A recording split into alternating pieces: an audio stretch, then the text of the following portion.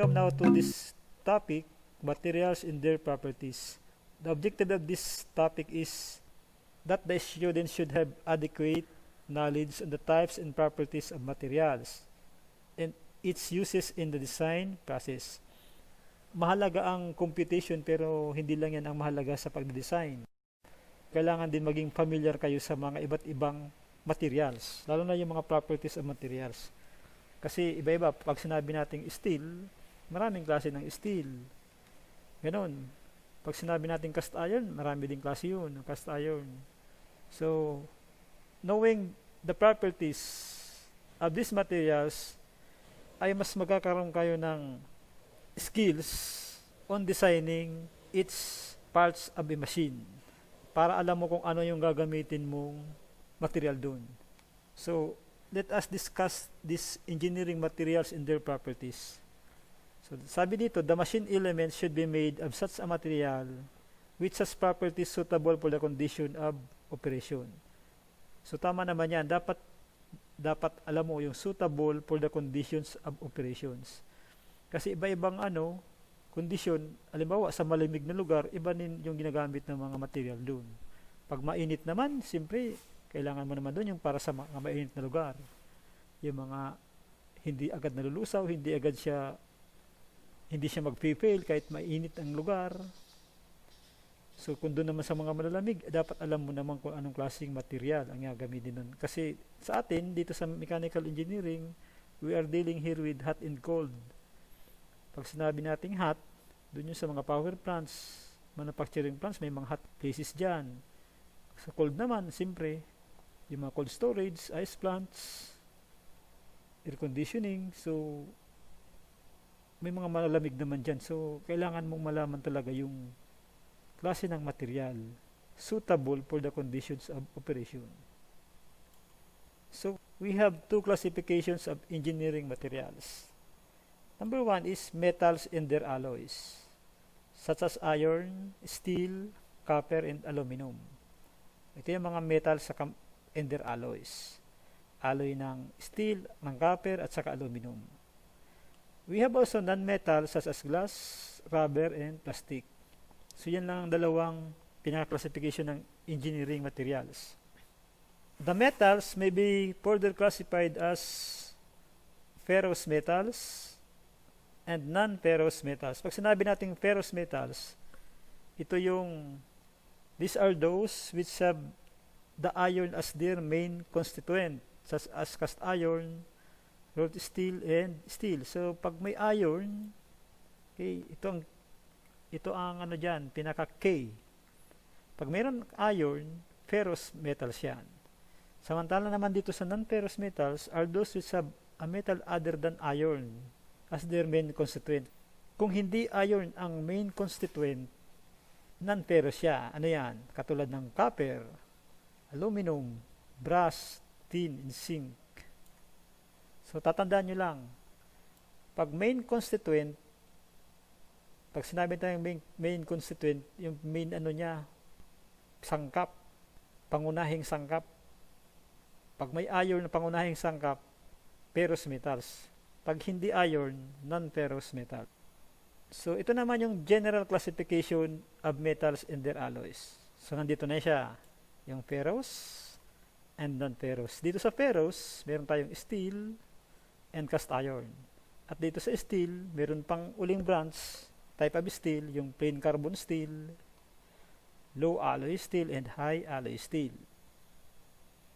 So, dito naman sa cast iron, meron tayong white cast iron, gray cast iron, malleable cast iron, and ductile cast iron.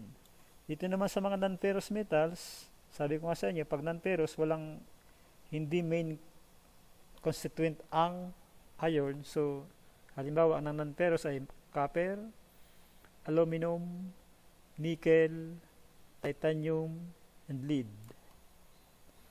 So, punta tayo dito sa plain carbon steel. So, di ba nakita nyo dito sa steel, yan sa steel, meron ditong plain carbon steel, ito. So, meron pa yang iba-ibang type of plain carbon steel. Tingnan natin. So, sa Plain carbon steel, meron tayong tinatawag na low carbon steel, medium carbon steel, and high carbon steel. So, pagkaiba niyan ito. Pag less than or equal to 0.25% carbon, low carbon steel yan. At itong mga greater than 0.55% pataas na carbon ay tinatawag natin na high carbon steel. So, ang example naman ng mga low carbon steel na ginagamit natin ay yung reinforcing bar, yung kabilya, ginagamit sa construction, GI wire or tie wire, flat bar, pako, ordinary nail, and angle bar. So, mga low carbon lang yan, low carbon steel. So, hindi masyadong matitigas yan kasi yung carbon ay isang component yan na nakakapagpatigas sa bakal. Pag low, medyo smooth lang yung bakal mo. Ito yung mga ginagamit na mga smooth lang na bakal. Sa medium carbon steel naman, meron tayong pins. Okay, dun sa yung design natin na yoke and rod, meron tayong pin dun. Yung ginagamit na pin. Medium carbon steel yan. Medyo matigas yan konti. Bushing, shafting, gears, concrete nail. Yan, medyo mas matigas ito kaysa dito sa low carbon steel. Kung makikita nyo. Yung bushing, yung ginagamit na mga, instead of bearing, kung ayaw mong gumamit ng bearing, yung may mga ball bearings, pwede rin kasi yung ginagamit minsan yung bushing for rotating elements. At makita nyo rin, nandito rin yung gears. Ang gears ko talaga matitigas ito. So, medium carbon steel yan. Dito naman sa high carbon steel, example niya yung hacksaw blade, file, chisel, drill bit.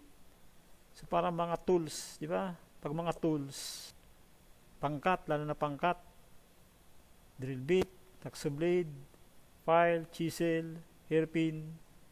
So mga high carbon steel yan. So doon naman tayo sa alloy steel. So kung babalikan natin kanina, di ba? Type of steel, ito. Type of steel, pinag-aralan natin yung plain carbon. So, doon naman tayo sa mga alloy steel. Ang alloy, ang definition niya is, alloy is a substance with metallic properties composed of two or more elements of which at least one is a metal. So, ganun ang alloy. Dapat compose siya ng two or more elements, dapat ang isa ay metal para matawag na alloy. Example of alloys are familiar yung bronze, an alloy of copper and tin, and brass is an alloy of copper and zinc. So sa alloy steel, meron tayong tinatawag na low alloy and high alloy. So ang pagkakaiba naman, pag less than or equal to 5% low alloy, pag greater than 5% high alloy. So yung mga high alloy steel, meron siyang tinatawag na tall steel and stainless steel. Ang example ng tall steel, blades, plastic injection mold, stamping die, high speed tool bit. So makikita nyo itong mga tool bit, ginagamit sa lathe machine, ginagamit sa drill, stamping die, pang-stamp siya, matigas siya. Plastic injection mold, mold siya ng pagagawa ng mga plastic. Common ito sa mga refrigeration parts. And also blades. So, yan ang mga tall steel. Stainless steel naman, we have ferritic, stainless steel, austenitic, martensitic, duplex, precipitation, and pH stainless steel. So, ito yung mga nomenclature niya. Mga symbol, AISI. So, dito sa low alloy steel, ito yan. Mga manganese, boron, nickel, nickel chromium, molybdenum, molybdenum chromium, molybdenum chromium nickel, molybdenum nickel, chromium. Itong mga ito ay mga low alloy steel ito. So, ganun lang ang pagkilala ng mga materials. May kanya-kanya siyang type. So, dapat mapamilyar kayo nito. Pag-aralan nyo mabuti. Panoorin nyo yung video pag hindi nyo siya masyado na memorize. So, pag hindi siya na-memorize, ay pwede nyo naman siyang panuurin muli. So, what are the reasons why alloying elements are used in steel? So, siyempre meron niyang reason. Hindi naman tayo gagawa ng mga alloy kung walang reason. So, number one dyan is to improve the hardenability. Yan. Para mas tumigas yung steel. Reduce distortion from heat treatment. So, yung kasing heat treatment, minsan, nakaka-distort yan ng yung metal mismo. Pag ni-heat treat mo siya, pag dumadaan siya sa heat treatment, nadi-distort yung composition niya. So, para hindi siya masyadong ma-distort yung composition during heat treatment, kaya tayo gumagamit ng mga alloying elements. Increased toughness, ductility, and tensile strength. So, yung toughness, matatag. So, alam naman niyo yung ductility and tensile strength. To improve low temperature and high temperature properties. So, ito yung sinasabi ko kanina. So, may mga application kasi na kailangan mo siya sa low temperature. At meron naman application na kailangan mo yung steel gamitin sa high temperature properties. Yung mga boilers, yung mga tubo sa boiler, so sa high temperature yun. Yun naman mga tubo na ginagamit sa refrigeration ay sa low temperature naman yun. So these are the functions of principal alloying elements. Pag sinabi nating principal, ito yung mga common na ginagamit, okay, na elements na ginagamit sa alloy. One is the aluminum. So this is the oxidizer, promotes fine grain size. Boron for hardenability. Chromium for hardenability, resistance to corrosion, strength at high temperature, and wearing properties. Yung hindi masyado siyang nawi-wear, hindi masyadong nagagasgas doon sa mga parts na may umiikot, mga parts na nagkikiskisan. So, kailangan mo ng chromium. Cobalt improves red hardness. Copper resistance to corrosion, improves tensile strength. Lead improves machinability. Of course, kasi ang lead yung medyo hindi siya masyadong matigas. So, pag hinalo mo siya sa iron, ay mag-improve ang kanyang machinability. Manganese improves strength and hardenability. Counteracts bitterness from sulfur. Ito ang kalaban ng sulfur. Yung sulfur kasi, nagbo-brout out yun ng brittleness sa metal. So, lagyan mo ng manganese para makontra niya yung sulfur. Molybdenum increases hardenability, improves strength at high temperatures. At makikita nyo dito yung sinabi ko kanina. Nickel reduces brittleness. Phosphorus increases hardenability, improves resistance to corrosion. Titanium increases hardness, used for deoxidation. Tungsten increases hardenability, form hard abrasion resisting carbide. Yung tungsten ay itong form hard abrasion resisting carbide. Ito yung hindi siya masyadong nagagasgas sa application. Vanadium increases hardenability. So makita nyo yan, ibang mga tools natin meron siyang nakalagay CRB. That is chrome vanadium. So, nakikita na kayo ng tools, nitatak siya CRB. CR-B. So may alloy yan ng chromium, hardenability, and vanadium. Kaya may mga CRB na tinatawag. Hindi yung kutse, hindi yung kutse. Yung pag nakikita kayo ng tools, may nakalagay siyang CRB. Chrome vanadium, matigas yun. Tools na yun. Mga ginagamit sa mga wrench, open wrench, box wrench. So punta tayo dito sa mechanical properties. Ano yung mga mechanical properties of metals? Mechanical properties are those which are associated with the ability of the material to resist mechanical forces and load. Number one yan, yung strength. It is the ability of a material to resist external applied forces without breaking or yielding. Stiffness is the ability of material to resist deformation under stress.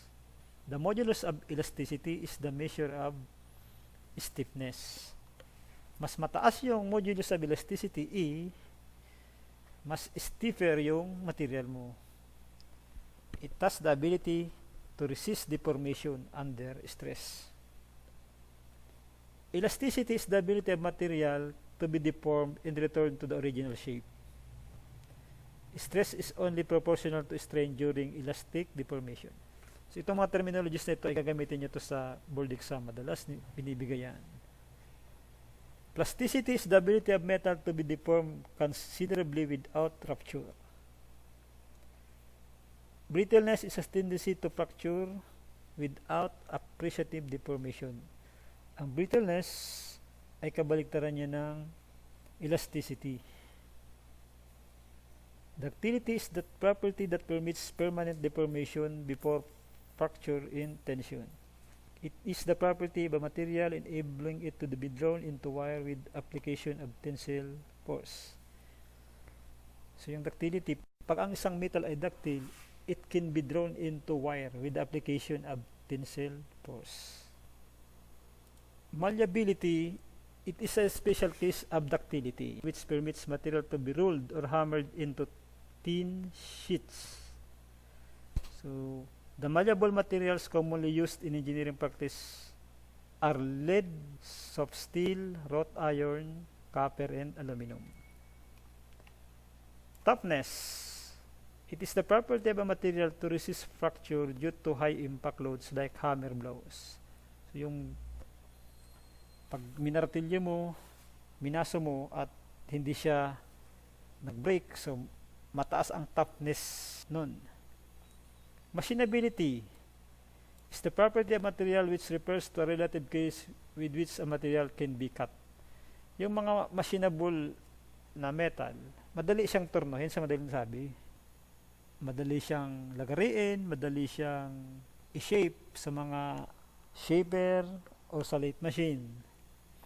Resilience, it is the property of a material to absorb energy and to resist shock and impact loads. So yan ang resilience. Creep, when a part is subjected to a constant stress at a high temperature for a long period of time, it will undergo a slow and permanent deformation called creep. Yan. So, very self-explanatory. Fatigue. When a material is subjected to repeated stress, it fails at stresses below the yield point stresses. Such type of failure of a material is known as fatigue. So itong mga paulit-ulit ng stress, continuous, repeated stresses, minsan yung material nag-fail siya due to fatigue stress.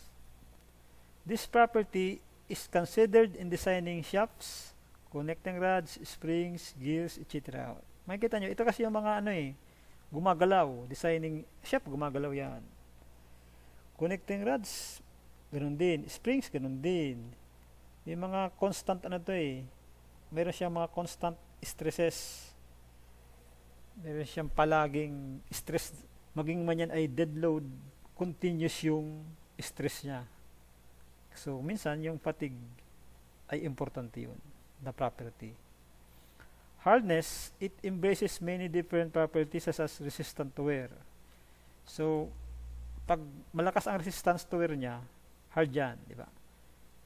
Resistance to scratching, deformation, and machinability.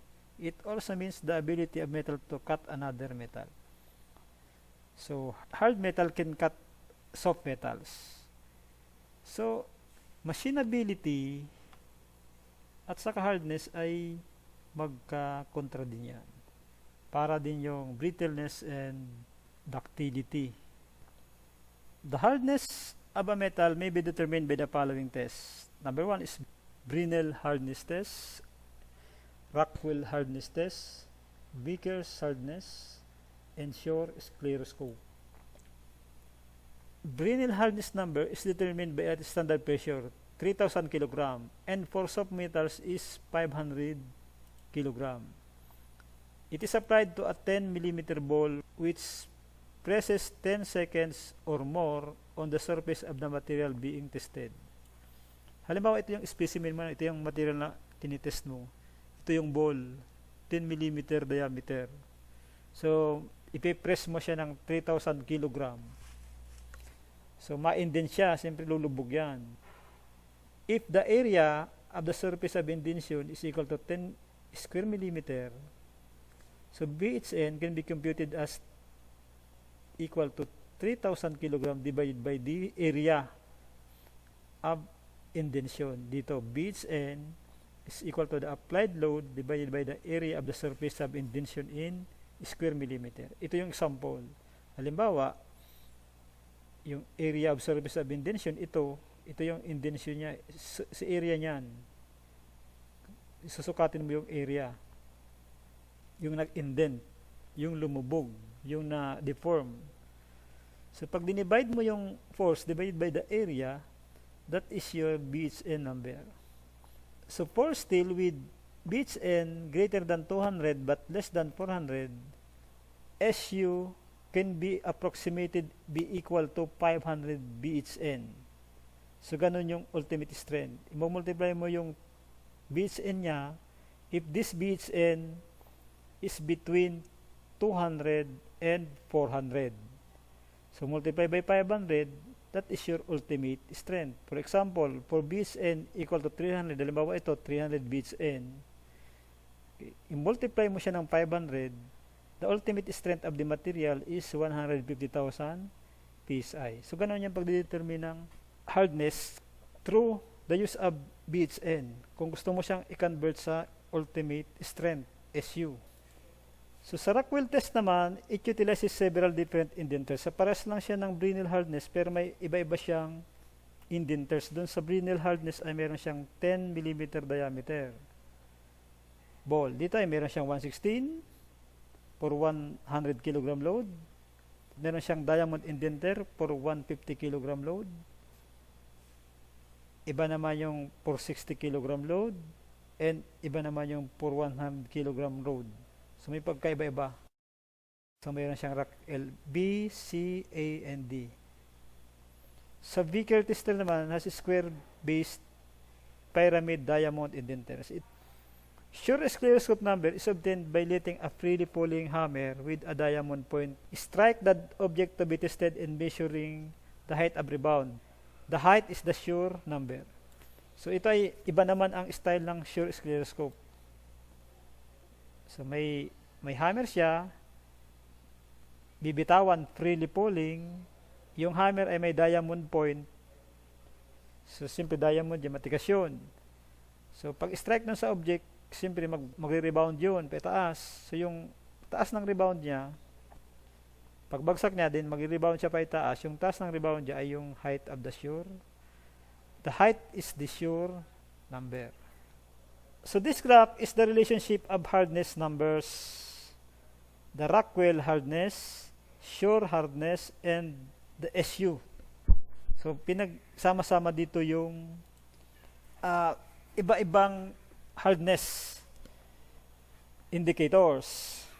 So, halimbawa, pag ang Brinell hardness number mo is 400, so, ang katumbas na tensile strength, dito ka magbasa. So, 400, mga ano siya, 190. 1,000 pounds per square inch or 190 KSI. So, halimbawa naman, babasahin mo siya sa Rockwell C. So, nasa 40. So, something 41. Kung babasahin mo siya dito sa Rockwell C, so, mga 41 siya. Kung babasahin mo naman siya dito, sa kabila, yung 400 BHN, so nandito siya, 55 sure hardness. So, ganun niya binabasa dito sa graph na ito. So, let us study this AISI and SAE specification numbers. Ito yung ginagamit natin na sa mga problems natin. So, pag sinabi natin SAE, pwede na itong AISI or SAE. So, AISI is American Iron and Steel Institute. SAE is Society of Automotive Engineers. So, meron niya mga number. So, ito yung mga specification niya. Halimbawa, plain carbon, ang una dyan ay 10.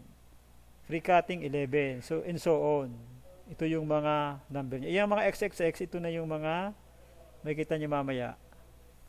So pag-aralan natin dito yung mga example. So sabi ko kasi kanina, AISI is American Iron and Steel Institute. SAI is Society of Automotive Engineers. The first two digits represents the type of steel. Ito yan, 2 digits. Pag 10, plain carbon. Pag 11, pre-cutting. Pag 4, molybdenum. Pag 41, molybdenum chromium. Yan ang type of steel niya. Halimbawa ito, 9, nickel chromium molybdenum except 92XX. Kasi ang 92XX ay silicon manganese.